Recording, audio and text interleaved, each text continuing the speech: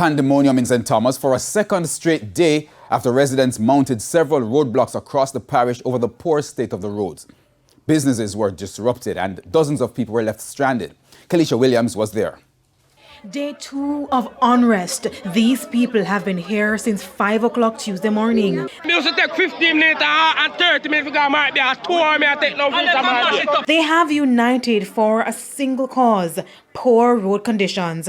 The issues have arisen since work started for the Southern Coastal Highway project, the government's plan to improve the road network which connects Kingston to St. Thomas and Portland. Police come and beat them stomach, and all of them beat them stomach because they can't say no representative.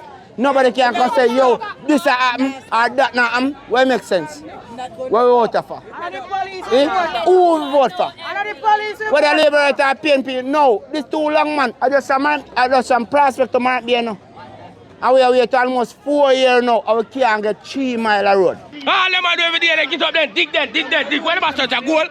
Where goal? It's not nice to say that goal where dig for. The protest caused widespread disruption, from children being unable to attend school to people being stranded after taxi drivers decided to join the protesters. Right now we are meant to go be me go, and from after 8 me walk from we are Portmore. I am on the road from 6:30 this morning, heading to go work, and I have to go home back and take off back my clothes. Can't go to work at home. Why?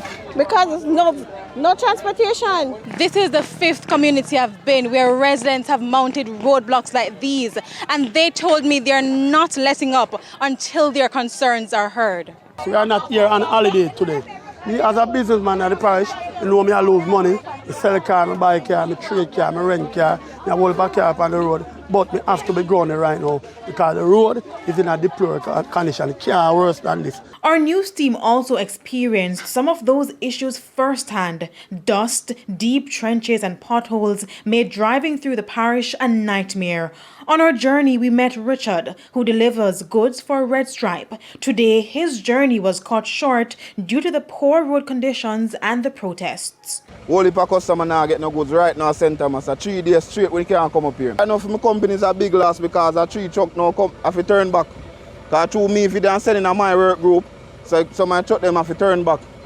So it's a big loss in my company right now, so we need some road. In the meantime, the police, who have been active in the community since Monday, said while they understand that people are upset, there is no place for disorder. What is being done is also illegal, and we don't really want to resort to that. That we'd have to make some very drastic action. Right? So please, just understand it, your voice is heard, and allow the process to take place. Kalisha Williams, TVJ News.